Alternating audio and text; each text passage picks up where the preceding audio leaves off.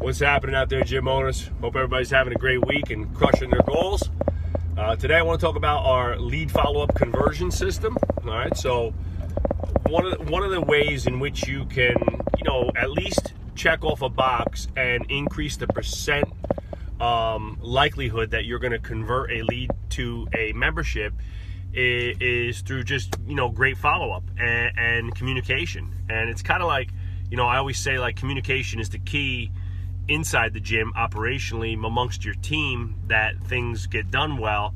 Follow-up is the same thing with your potential clients, as the follow-up is how you get to connect and communicate with them. So, I send out my marketing messages, on a variety of platforms. So, we always talk about diversifying your marketing. So, whether it's social media, ads, regular social media post, organic posting, emails, live events at the gym or outside community events, things like that, whether it's a joint venture or something along those lines. What we try to do is connect with as many people as we can, and then we follow up hard, right? So our system is, rather detailed. Years ago, we used to just keep a spreadsheet or a notebook of all calls, leads, emails, people we met, stuff like that. And we'd follow up for a week, maybe two tops. And then, because we were on to the next group of leads and things like that, inevitably you'd forget about some people. Well, now technology has changed and you could automate a lot of things. And we use a program called ActiveCampaign. ActiveCampaign combined with another program called Sales Message, which can send a combination of emails and text to potential leads that have either clicked on a lead generator like ad in Facebook, or some type of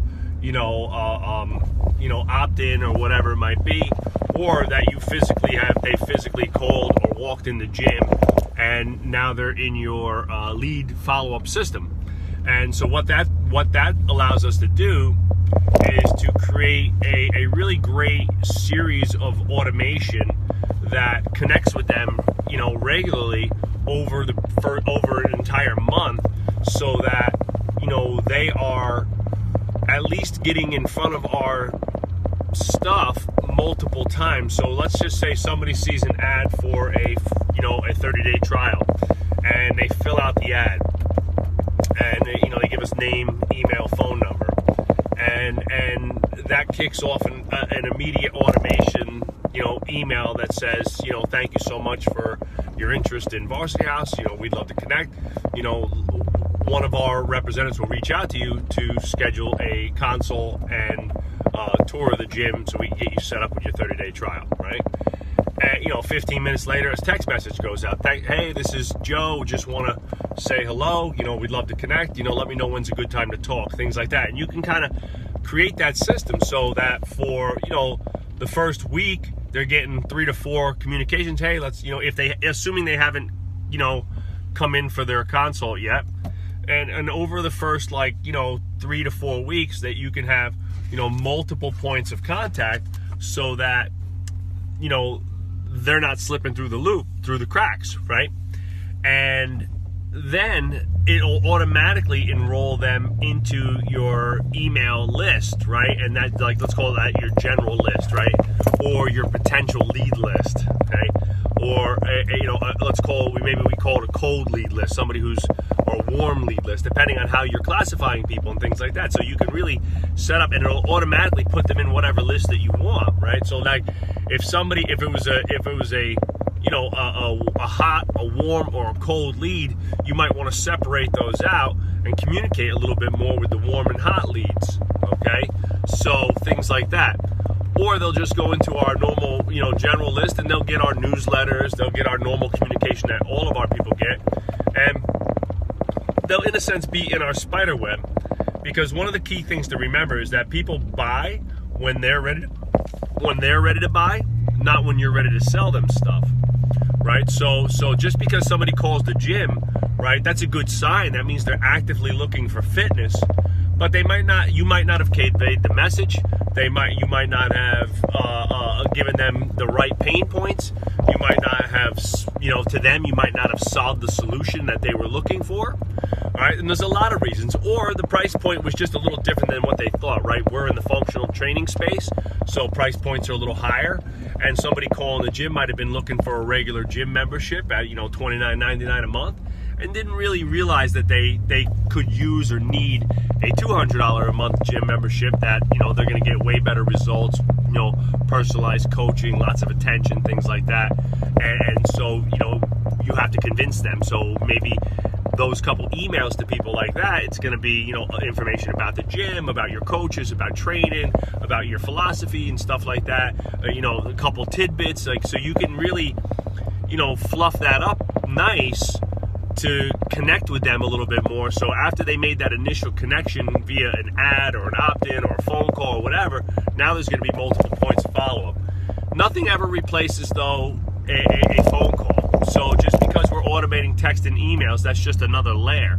What that automation will also do is kick off a reminder to our executive admin, Phoebe, and or myself or Dan, to call that person directly, right? So if they've got an email and a text and they've not responded to either, that'll kick off an automation to give them a call, right? So it's kind of like email, text, phone call, email, text, phone call, email, text, phone call over a period of weeks.